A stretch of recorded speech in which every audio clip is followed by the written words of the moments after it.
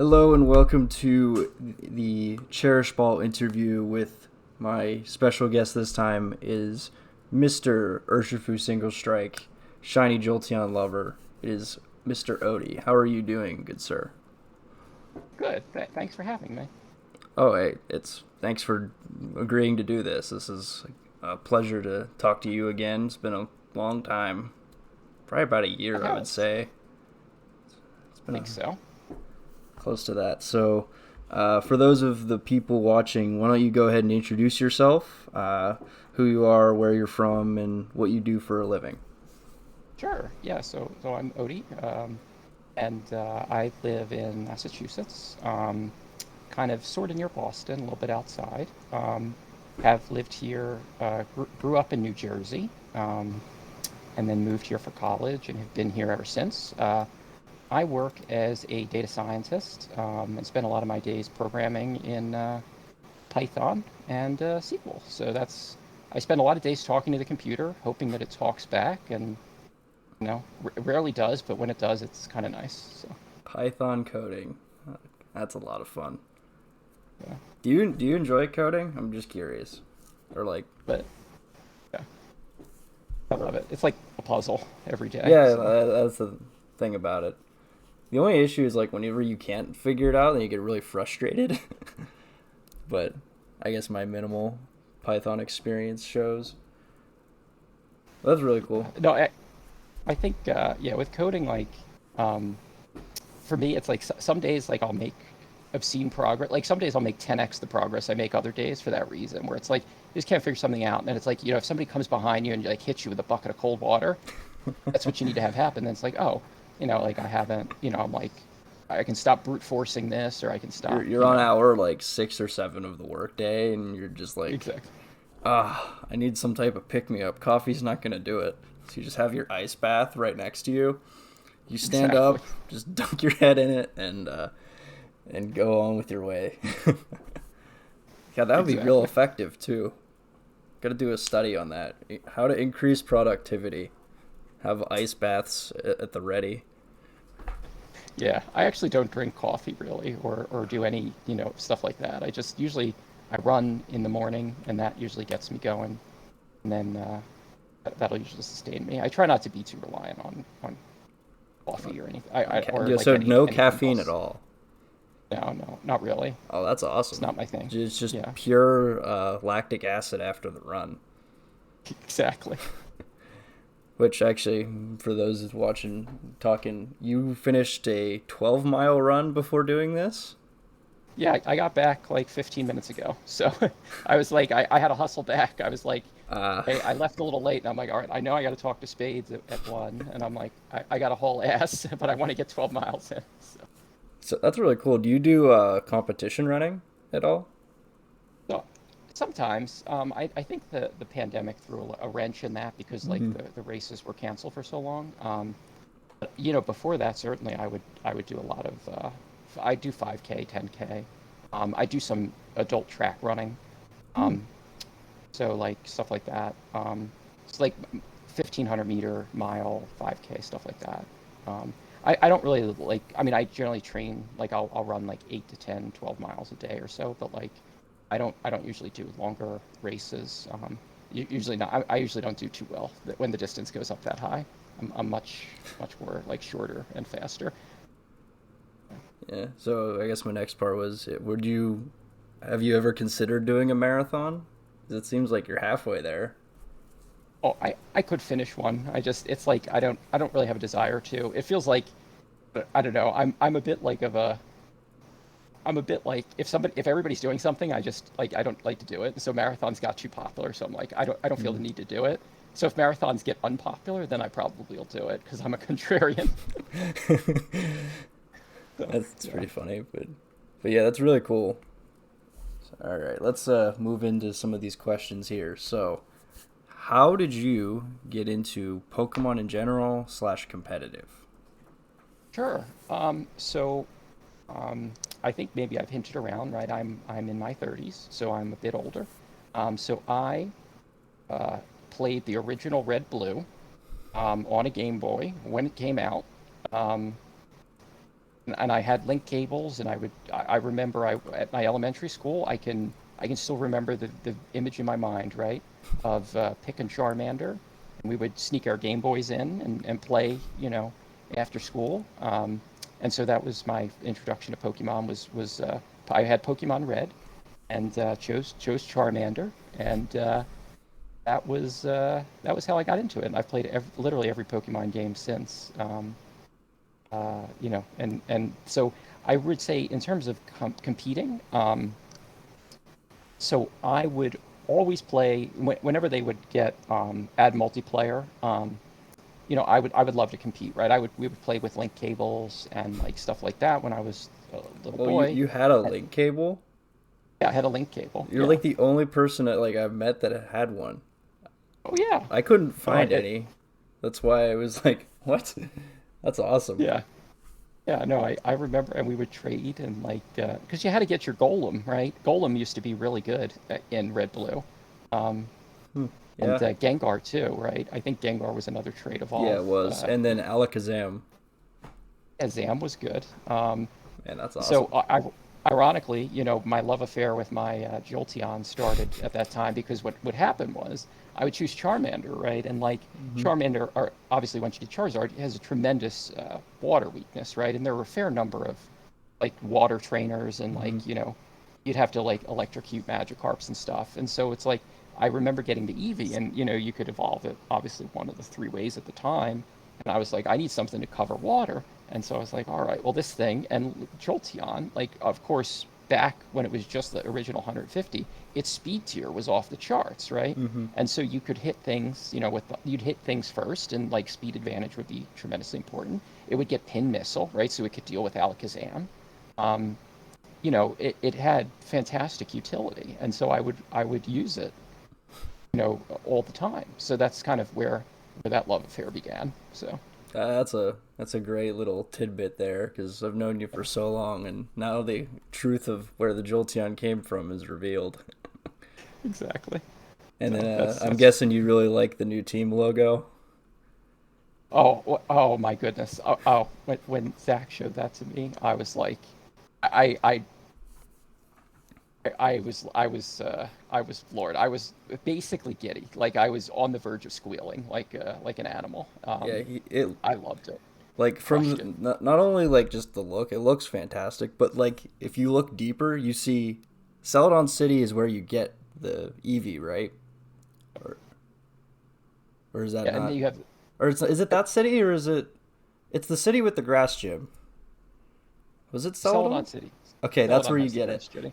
And Yeah, that city also has the game corner, if I remember correctly, exactly. So and the the mall to get to the Lightning Stone or the I know, Thunderstone. but Jeez, I messed that up. it's absurd. Yeah, he was So so like, detailed with that.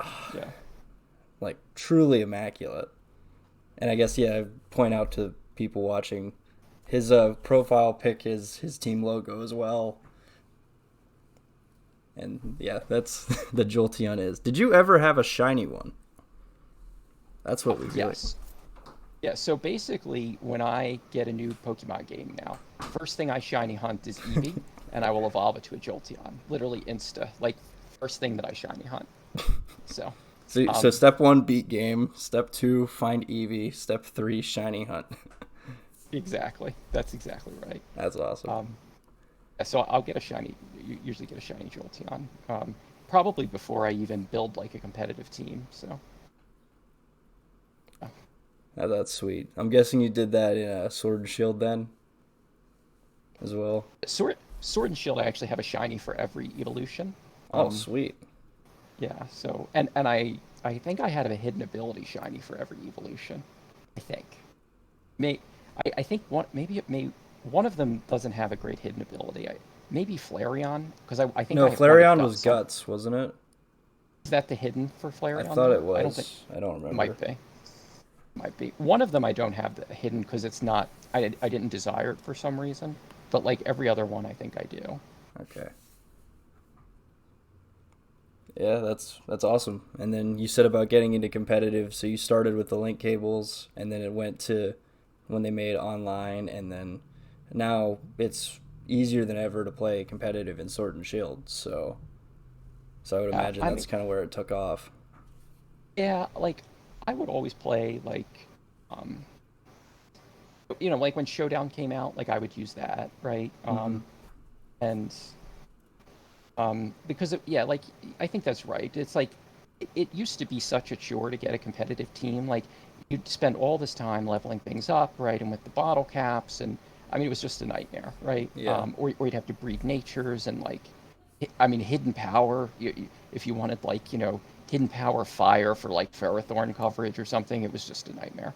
Um, and now it's so much easier. It's much easier to do it in the game. And like what I would used to do would be like, okay, I'll just make one team and then I would just stick with it, right? And unless the rule set changed, right? Like when they let legendaries in. But I would make like one team at a time, and that would be the only thing I play with on the cartridge. Um, but now, like it's when it came to Sword and Shield, like every month I was making new teams, and oftentimes like I would make a team for a week and then I get bored and make another one, right? Like it was just that easy. Um, and then you people introduced me to Jenning, and that got me very lazy. So now I start Oh Jenning things. man. Yeah, Yeah, Jennings it did a lot of good and a lot of bad for that. yeah, It's good for the draft setting because, well, training mons up is tedious. But from everything else, it's like, oh, I'm playing in tournament. I gen team up, can't play. Ah, darn. Or like yeah. you get shunned for it. But It's funny because I've never actually gone to an in-person tournament. I'm like too shy for such things really. But like, I you could never do a draft league without Jenning. Like it would just be no, you'd literally spend like 40 hours a week. I only know of two people who refuse to use gen bots and will breed and make their own team. I know of two Well, of them. kudos to them. Kudos to them. Yeah, definitely. All right, so let's move right along here. How did you find out about, well, in your case would be the APDL server, which was one of the mergers of SCDA. So how did you find that server, I would say? Oh yeah, I think there was a Reddit advertisement. It's funny because I had never thought of draft Pokemon, and like, I would watch Wolfie's like YouTube channel, and he would play like the draft leagues with the other YouTubers, and he would of course like usually just kick their ass, right? Yeah. And I was like, I wonder if like people do this, and so. I don't know where on Reddit I was. Sometimes you get in these internet rabbit holes and you don't know how you got there. And I saw the advertisement. I think it was Jamesy posted it. Yeah, Um, I think it was that time. yeah, and he posted that, and I was like, oh, let me see what's going on, because I had used Discord for like Pokemon like trading all the time, right? And so I was like, okay, try Draft League, and I love the concept of it, and I've learned a lot because it's just a different way of thinking um, than I was kind of used to playing, right? For Hmm. obvious reasons. So Yeah, definitely. And I think that's where rode my love for it too, is it was so different and it can be different every time you do it. So like the level of staleness and burned out is much different than that of VGC. So yeah, I think it was a very nice selling point. yeah, exactly. It's like how many Tornogre teams like can you face on Showdown? That's like like Hmm. Did you played season one of that, right? season one of what APDL. Yeah. I started in season two. Ah, darn. Yeah, I remember I joined toward the end of season one because I remember watching the season one finals with Bo and his Togepi. Oh, that I was a remember that. great. What a classic. Yeah, yeah. Okay, yeah. So season two is where you hopped in. Yeah, that was a fun time. All right, now you over these past couple years have won quite a few drafts, and we're gonna talk about the ones that you did within this organization, I would say. So SCDA or the server merger, and so I have your team here on this screen, and uh, Exactly. yeah, You had so you won 3 times. Every single time it was a different format, and you had Urshifu. Yep. So I guess before we look at any of your teams, any of the formats, talk to me about what is basically your trademarked Mon at this point. Yeah. So okay, so one of the things and again, it took me a long time, I think, before I really understood how to do draft well. Um, or I shouldn't say I'm particularly good at it, but like at least to get eventually if you play enough by sheer luck, you're going to win one. But like the to understand the strategy is like I think of them as in terms of Dynamax and non-Dynamax formats, and I think generally I play better in a non-Dynamax format. But like when it comes to Urshifu in a Dynamax format, you you really need Pokemon that can be effective without Dynamaxing on your team, because you can't have everything that needs to Dynamax. It's just like you'll just never your team won't be stepping on each other. And Urshifu fills that role so well, right? It does one Mm-hmm. thing. It does one thing exceptionally well. You put a focus sash on it, it can do tremendous damage to almost anything, right? You put a choice band on it, and it can, OHKO a lot of things, right? Mm-hmm. Um, so it fills that role so well. And then hitting through protect is so important because it effectively removes one of your opponent's tools of um, kind of randomness or like one of their outs or options, right? It's like you don't have that 50-50 option where it's like, oh, if I protect the right mon, I win. It's like, no, I'm going to hit through protect, right? Mm-hmm. And Urshifu obviously has a reasonable speed tier. It's not fantastic. And then in the non-Dynamax format, it's absolutely criminal because then it can't Dynamax. I mean, you can at least Dynamax and protect, and if Urshifu is not Dynamaxed, right, it can't hit through. Like, Urshifu is just going to hit through everything, right? If you get Tailwind up or you have a speed advantage, there's nothing you can do about it. And so, and obviously the Dark fighting combo is a pretty good offensive type. It has, I think, some brutal defensive weaknesses, but again, that's what we have Focus Sash for. Um, so I could sing Urshifu's praises all day. It's been my best bud.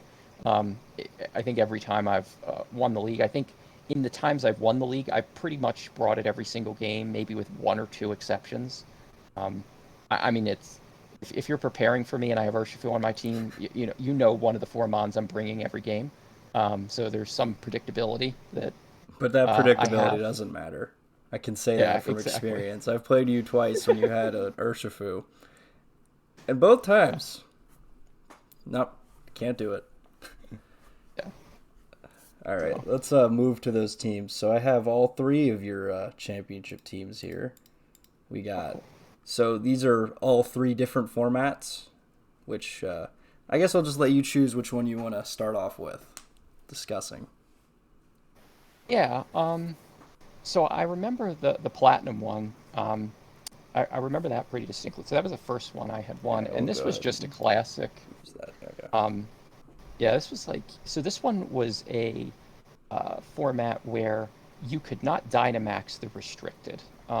So in this case, my Calyrex Shadow um, was not able to be Dynamaxed, and this team in particular, I think most of the leagues I think out of the 3 leagues here that I've won, I've struggled in the regular season in all of them. And one of the things that I think in draft is sometimes struggling with the team for a little while is a good thing because you learn the weaknesses of the team. And like any league that I've done very well in the regular season, like I get lit up in the playoffs, right? And Hmm. when I struggle in the regular season, like I have a better sense of how to correct for that. And so I don't always think like steamrolling everybody is the best thing. Um, and so this team I struggled with in the regular season because Weezing Gigas, is somewhat unidimensional, right? And then if you Hmm. look at the rest of the team, it's like, well, what do I Dynamax? Diancie was not the best pick. Tapu Fini doesn't seem to do enough damage. Latias really doesn't do enough. And so it's like, well, now what do I Dynamax? I Dynamax Incineroar so much that season. I felt dirty. I took a shower every time after I did it. Um, like it was very awkward in the regular season, and then in the playoffs, the last 2 weeks, the semifinals, I got extraordinarily lucky. I mean, I think I won one of the games. I think I had something with like a fraction. I think I killed two things with sand after a max rockfall with Regigigas in the semifinals that got me through that. And then I still feel bad to this day for what I did to Evan in the finals of that league because I crit him with a Regigigas max hailstorm. I crit his Thunderous, and I don't think he'll ever speak to me again. So. Um, Evan wouldn't hold a grudge over anybody. I know oh, that, but what oh no, that I know he's a set, good, like, if I good would say, person. Yeah. I watched that set you played versus Evan, and if I learned anything from you in that set, is you play to your outs. You double protected the Wheezing, I think twice. You crit the Thunderous. Like, it was like you could say, yeah, you got pretty lucky, but you played to get lucky. It's not like you were just spamming buttons. You had the strategy, like you had that into that moment where it's like, okay, if I'm going to win, I need to basically say, all right, come on. But you recognize that that was your win condition and you took it. So that's a huge learning thing for a lot of people because whenever they get into the spots that you were in, they mentally clock out. They're like, yep, I'm losing.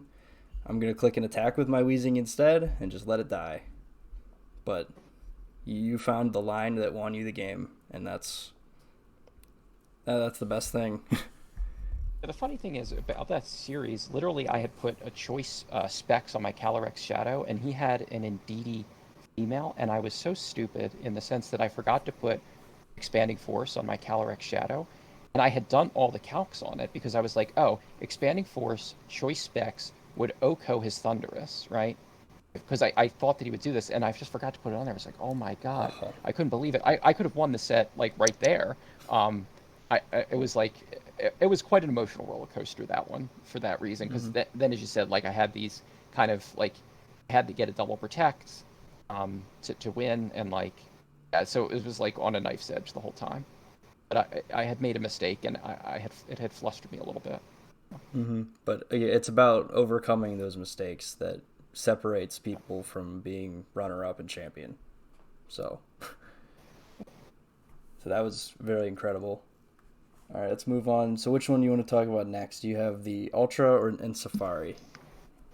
Okay, yeah, Safari I think was next in the Okay, timeline just want here. to go in order. Um, Okay.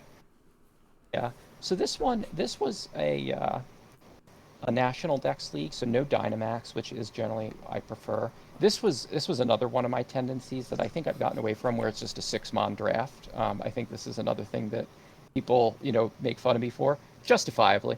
You I can obviously see I'm I don't think I gonna brought.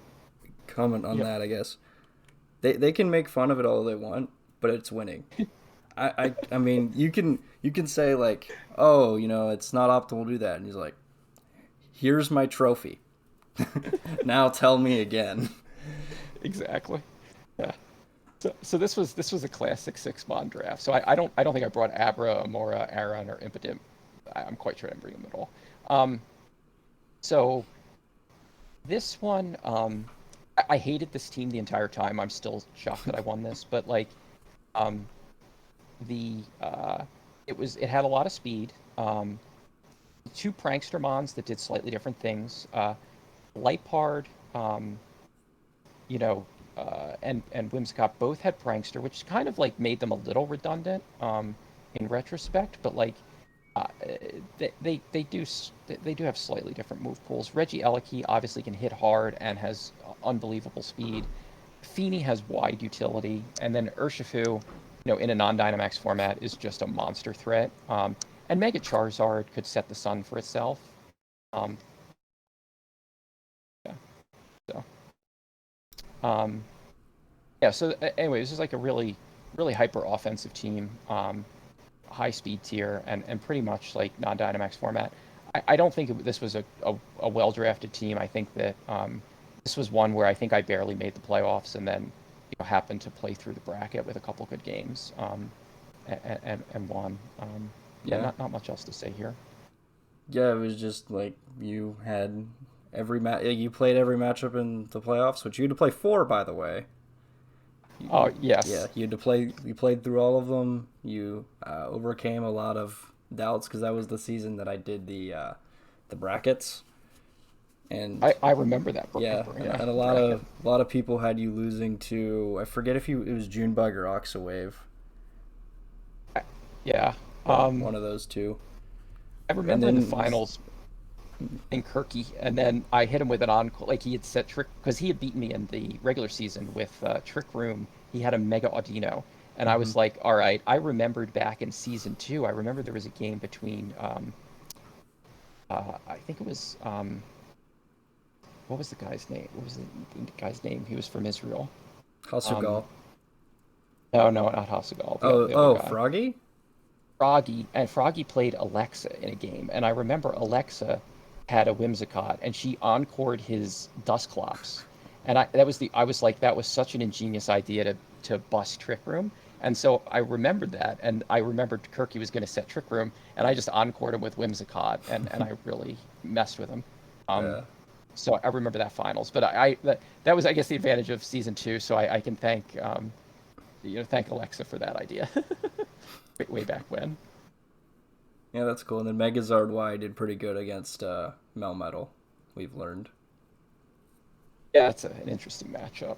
I hate Melmetal. So, Yeah, and Megazard quite good against that. yeah, for sure. All right, then we have one more of your teams here. We have the most recent one, the Ultra Ball one from the past season. It was No Max. Another No Max for you. This team I think was one of the more balanced teams that I think I drafted. It's like what I think I learned how to play with it better as the season went on. Swampert was a champ in this league, like with a Rindo Berry on this thing. Really, just had tremendous utility.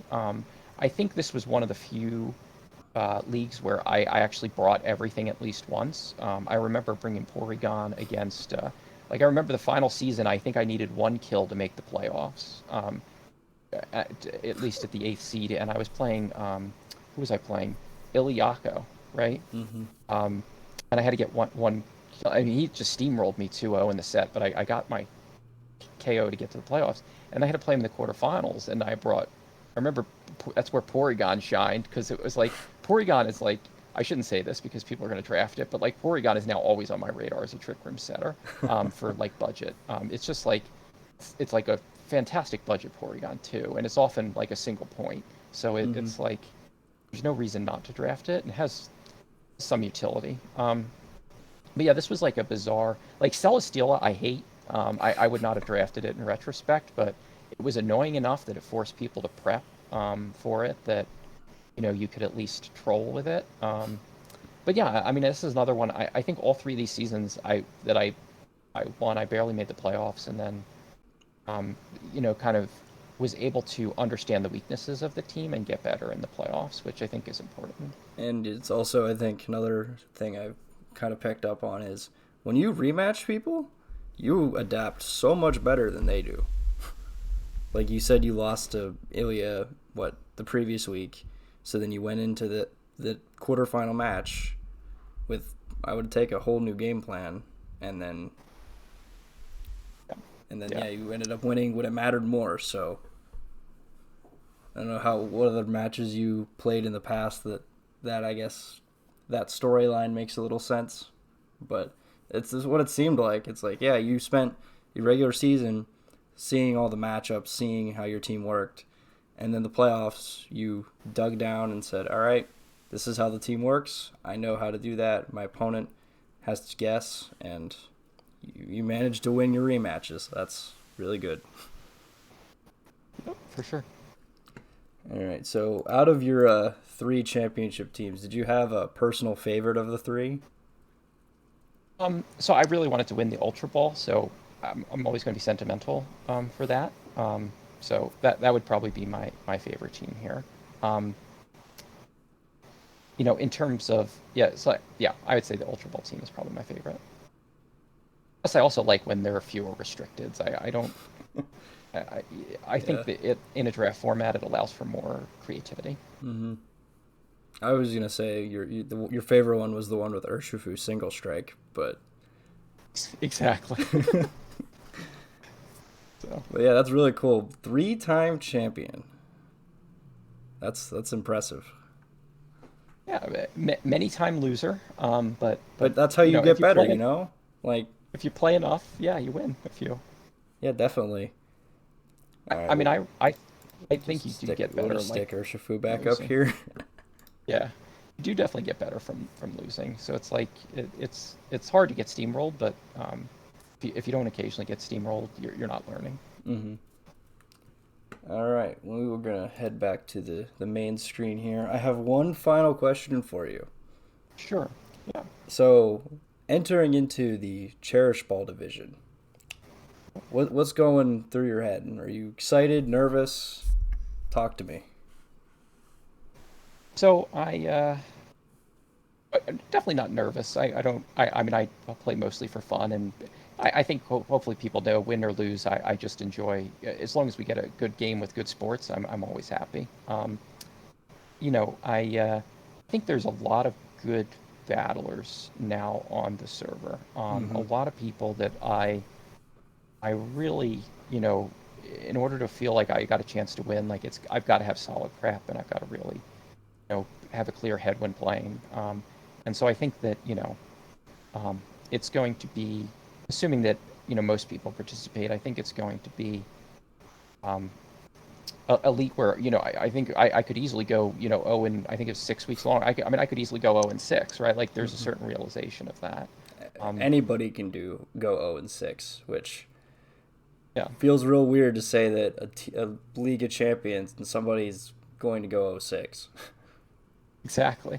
I think that the other thing too is, you know, I think that the tier drafting, when you do the tiers, I think that generally encourages me to get away from just doing my 6-mon draft strategy, because like you're kind of forced to draft a certain number of C tiers, and so like Mm-hmm. you've got to have more utility on the lower end, and so I'm trying to pay attention to what my targets are on the lower tiers, to make sure I have a well-rounded team, and then mainly, I mean, I've got people like, I think number of times I've ever beaten Hasugal, like not many, right? Like there are certain people that they really have my number, so Well, Hasegal hopefully has I'll have a good everybody's chance at them. number, so I still haven't forgiven him the very first quick ball tournament. Or I don't even know if we called it quick ball at the time, but right before season 2 of the APDL, there was like a quick tournament, and I had Mhm. gotten into finals against him,